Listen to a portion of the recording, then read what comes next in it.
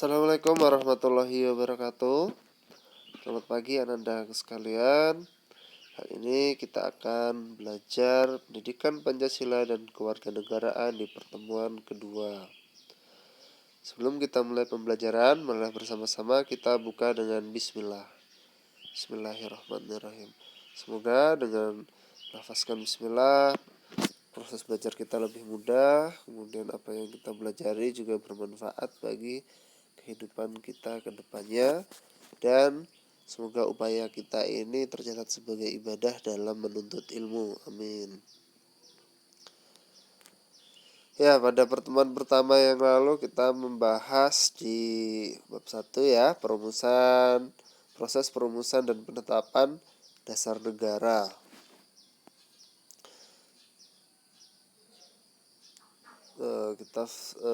Ini tujuan pembelajaran. Setelah mengidentifikasi gambar tokoh yang mengusulkan rancangan dasar negara, peserta didik mampu menyebutkan rancangan usulan dari tiap-tiap tokoh dengan tepat. Melalui kegiatan diskusi tentang rancangan dasar negara, peserta didik mampu menyampaikan pendapat tentang rancangan dasar negara yang dikemukakan oleh para tokoh nasional. Membaca teks proses penetapan dasar negara, peserta didik mampu menyampaikan alur latar belakang penetapan dasar negara dengan baik. Ya, pada pertemuan yang lalu Ustadz tugaskan untuk merangkum ya. Kenapa harus merangkum? Tujuannya itu jelas, tujuannya itu baik. Ketika kalian merangkum suatu teks bacaan, otomatis kalian akan membacanya dulu. Dan membacanya tidak cukup sekali dua kali, kan? Kalau merangkum itu mencari intisarinya. Setelah kalian merangkum, pasti ada yang tertinggal di ingatan kalian. Jadi itu tujuannya merangkum ya. Peserta didik mampu menyampaikan alur latar belakang penetapan dasar negara dengan baik. Ada proses penyusunannya, tahu kapan dimulainya, siapa yang membuatnya, siapa yang mengesahkan ya. Melalui kegiatan diskusi tentang nilai-nilai Pancasila, peserta didik mampu mengimplikasikan nilai-nilai Pancasila dalam kehidupan sehari-hari dengan tepat. Setelah mempelajari sikap para pendiri negara dalam merumuskan dan menetapkan dasar negara, peserta didik mampu membiasakan sikap tanggung jawab, komitmen, pantang menyerah, patriotis, nasionalis dalam kehidupan sehari-hari dengan sungguh-sungguh. Ya, pertemuan yang kemarin kan masih menggunakan foto buku ya. Kemarin masih membahas poin yang perumusan Pancasila sebagai dasar negara. Ini untuk flashback. Kalau kemarin mungkin sedikit membosankan karena sama dengan buku kalian. Perumusan Pancasila sebagai dasar negara. Jadi perumusan Pancasila itu ada dalam agenda BPUPKI, perumusan dasar negara. Disusun oleh BPUPKI, diketuai oleh Rajiman Widya Diningrat. Kemudian sidang BPUPKI pada 29 Mei sampai dengan 1 Juni membahas tentang rumusan dasar negara Indonesia. Meskipun belum tercapai kesepakatan, akhirnya dibentuk Panitia 9 yang menghasilkan apa? Masih ada yang ingat kemarin? Panitia 9 menghasilkan apa? Ya, Panitia 9 menghasilkan Piagam Jakarta. Siapa saja anggota Panitia 9? Kemarin sebagian di ringkasannya ada nama-nama Panitia 9, tapi ada juga yang tidak mencantumkan.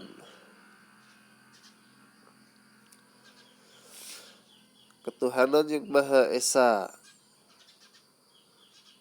Sidang kedua BPUPKI 10 sampai 16 Juli 1945.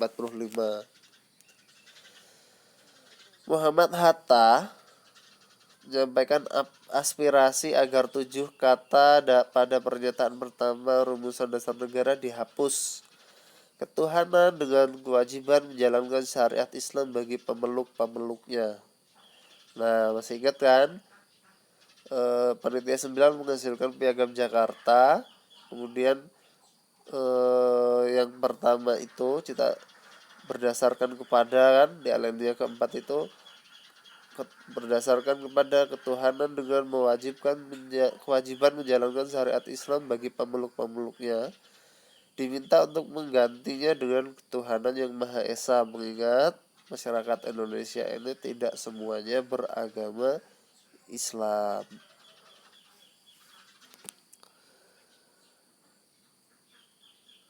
Ini para pendiri negara dalam merumuskan dasar negara. Pertama Muhammad Yamin, kedua Mr. Supomo, ketiga adalah Insinyur Soekarno. Ya, jadi tadi flashback di bab 1 untuk membangkitkan ingatan kalian. Kemudian sekarang adalah proses penetapan Pancasila sebagai dasar negara. Kita masuk ke materi yang selanjutnya ya. Pancasila sebagai dasar negara. BPUPKI berhasil merumuskan dasar negara. PPKI mempersiapkan kemerdekaan Indonesia. Kemudian setelah merdeka 17 Agustus 1945, PPKI menggelar sidang sehari setelahnya, yaitu 18 Agustus, menetapkan dan mengesahkan Undang-Undang Negara Republik Indonesia tahun 1945. Menjadi cikal bakal Pancasila sebagai dasar negara karena Pancasila termuat dalam alinea keempat ya. Undang-Undang Negara Republik Indonesia tahun 1945.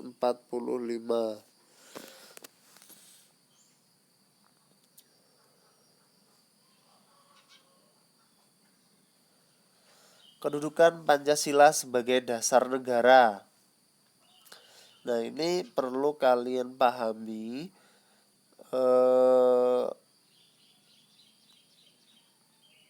Kedudukan Pancasila sebagai dasar negara ini sering keluar ketika di soal-soal pilihan ganda, dan kalian juga harus memahaminya untuk menerapkan Pancasila ini dalam kehidupan sehari-hari.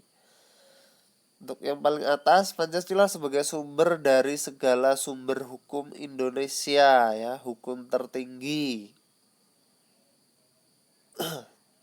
Kalau dalam Islam apa? Al-Quran ya, tuntunan, di situ ada sumber-sumber apa yang boleh, apa yang tidak diperbolehkan dalam Islam. Tapi dalam kebangsaan Indonesia itu adalah Pancasila, meliputi suasana kebatinan dari Undang-Undang Dasar Negara Republik Indonesia, mewujudkan cita-cita bagi hukum dasar negara baik tertulis maupun tidak tertulis. Ya, Pancasila itu sebagai bisa dibilang juga sebagai cita-cita bangsa, ketuhanan yang Maha Esa, kemanusiaan yang adil dan beradab, persatuan Indonesia ya, itu adalah merupakan cita-cita. Mengandung norma yang mengharuskan memegang teguh cita-cita moral rakyat yang luhur, sumber semangat bagi penyelenggara negara dan para pelaksana pemerintahan.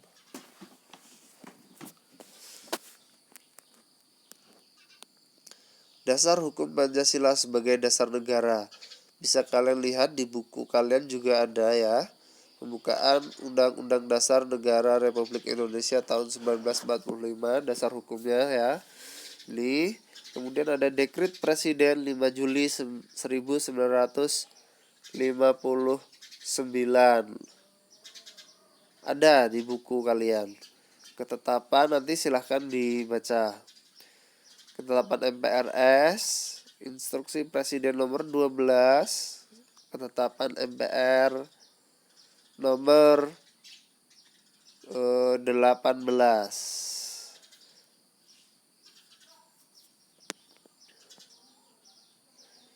Nilai-nilai Pancasila sebagai dasar negara. nilai ketuhanan yang Maha Esa, nilai kemanusiaan yang adil dan beradab, nilai persatuan Indonesia, nilai kerakyatan yang dipimpin oleh hikmat, nilai keadilan sosial bagi seluruh rakyat Indonesia. Nilai ketuhanan yang Maha Esa, apa yang dimaksud dengan nilai ketuhanan yang Maha Esa?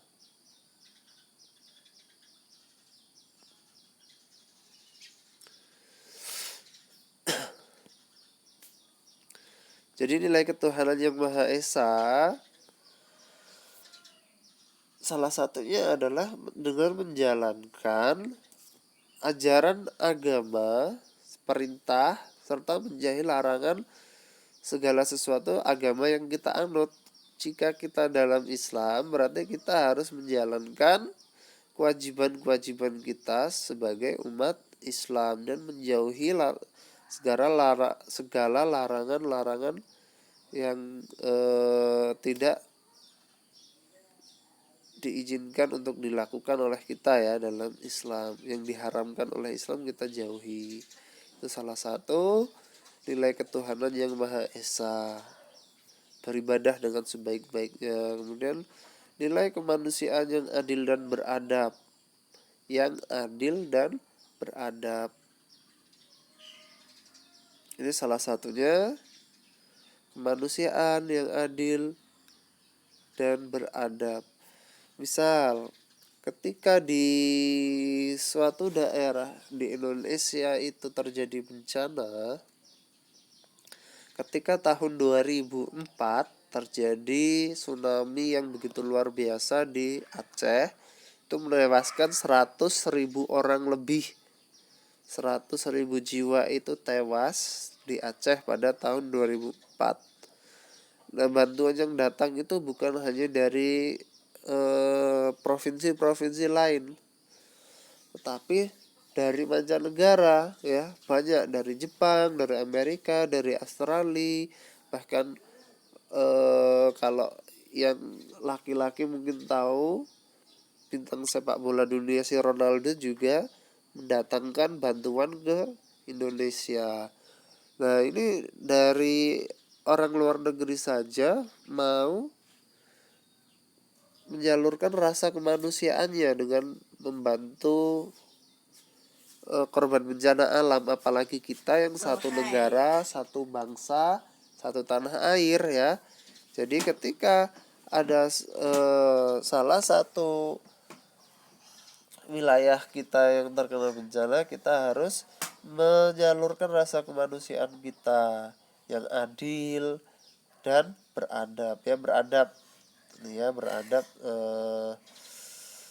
kalian tahu lah ya, beradab sopan santun segala macam. Kemudian nilai persatuan Indonesia, ini bisa diartikan dengan tadi sama juga, bersatu ketika ada bencana tadi, saling bersatu untuk meringankan beban itu tadi, itu bisa.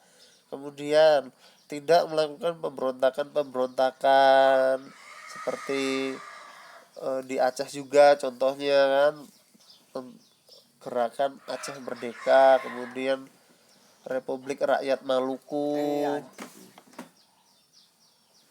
atau demonstrasi-demonstrasi yang berlebihan gitu kan, itu bisa memicu terjadinya perpecahan bangsa Indonesia. Kalau sudah terjadi perpecahan, ada pihak ketiga masuk, misalnya pihak luar negeri masuk mencampuri urusan Indonesia, Indonesia yang akan rugi karena bisa jadi mereka masuk pihak ketiga itu dengan membawa misi tertentu untuk melemahkan posisi Indonesia. Nilai kerakyatan yang dipimpin oleh hikmat kebijaksanaan dalam permusyawaratan dan perwakilan. Kebijaksanaan dalam permusyawaratan ya, segala sesuatu yang membutuhkan keputusan banyak orang tidak boleh diambil oleh seorang individu, harus dilaksanakan dulu musyawarah ya, harus dilaksanakan musyawarah. Dalam pemilihan ketua kelas juga seperti itu, dilakukan musyawarah terlebih dahulu. Kemudian perwakilan ya, perwakilan. Jadi ketika suatu pemimpin itu mewakili suatu wilayah, dia menjadi perwakilan dari suatu wilayah itu sendiri, atau seorang ketua kelas mewakili kelas itu sendiri untuk melaporkan segala sesuatu, untuk membuat kebijakan dan lain-lain. Kemudian nilai keadilan sosial bagi seluruh rakyat Indonesia. Ini keadilan sosial itu tidak memandang kaya, miskin, semua mempunyai hak hukum yang sama, ya, mempunyai hak hukum yang sama di depan peradilan. Jadi ketika kalian berteman itu tidak boleh memilih-milih berdasarkan keadaan sosialnya, kekayaannya, ya. Aku nggak maulah sama dia karena dia miskin, aku mau teman sama dia karena dia kaya. Ingat, kita tidak dinilai berdasarkan, kita tidak dilihat oleh Allah Subhanahu wa taala berdasarkan kaya dan miskinnya, tetapi apa yang membedakan kita adalah ketakwaan kepada Allah Subhanahu wa taala. Ya, jadi paham ya untuk nilai-nilai Pancasila sebagai dasar negara. Bagaimana pelaksanaan nilai-nilai Pancasila tersebut? Yang seperti tadi ya. Kemudian meneladani semangat para pendiri bangsa dengan dalam merumuskan dan menetapkan dasar negara. Meneladani semangat para pendiri negara dalam merumuskan dan menetapkan dasar negara. Sikap-sikap apa yang ada pada mereka yang wajib kita teladani? Patriotisme, kemudian apa lagi? Nasionalisme, komitmen, pantang menyerah, tanggung jawab, ya. Itu. Kira-kira itu rasa. Untuk pengertiannya nanti silahkan dilihat di buku. Patriotisme itu apa sih? Nasionalisme itu apa? Ada di buku kalian. Apa itu pengertian patriotisme dan nasionalisme? Ya, ini kira-kira untuk pembelajaran di pertemuan berikutnya. Untuk pembelajaran kali ini dicukupkan dulu sampai di sini ya untuk videonya. Untuk lebih jelasnya nanti bisa sambil baca lagi bukunya. Apabila ada pertanyaan, langsung tanya saja di WA, tidak perlu komen di sini ya, karena kalau komen di YouTube-nya nanti tidak terrespon. Mungkin itu saja. Marilah bersama-sama kita tutup dengan hamdalah. Saya akhiri. Wassalamualaikum warahmatullahi wabarakatuh.